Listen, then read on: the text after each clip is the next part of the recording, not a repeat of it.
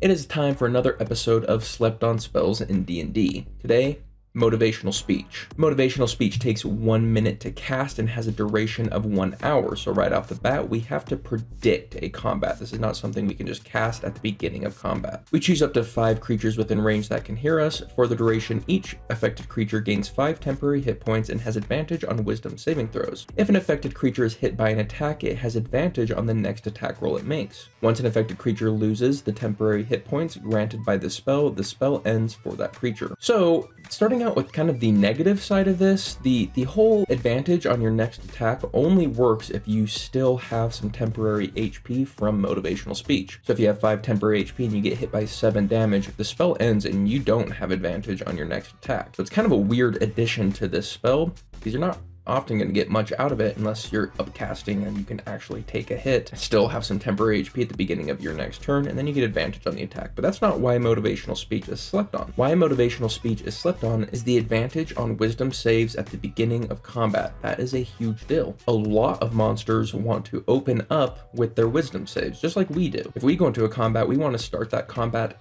out with a fight-winning spell like Hypnotic Pattern. So do your enemies. And so if they start the combat and you have Motivational Speech on, now you all have advantage on their initial salvo of attacks or spells. And if they are aware you have Motivational Speech, now they need to whittle down key targets HP before investing their resources into doing their wisdom save. So it makes playing around your team much more difficult, on top of increasing their tankiness. The biggest downside by far for Motivational Speech is that you have to predict the combat within the next hour, which can be tough, and there's a good chance you're going to be losing out on some 3rd level spell slots. The main point I want to make with Motivational Speech is it doesn't come on strong. When you first get your 3rd level spells, it's not that powerful because there's a good chance you're wasting it. But the higher level you get, the more powerful this spell gets. If you are deep into late levels into the game, Motivational Speech can be very powerful because you can afford to lose your 3rd level spell slots to guarantee wisdom saves, which guaranteeing strong wisdom saves is one of the best defenses in the late game. And it goes a long way to making the Bard stand out to me as the most powerful late game class. But it's really nice that this is on Cleric too, because Clerics need power level boosts later, and this kind of delivers that in a way. So let me know your thoughts on Motivational Speech down below, as well as let me know what you think the most underrated spell in the game is. Let me know in the comments down below. But other than that, have a lovely day, and I'll see you on the next one.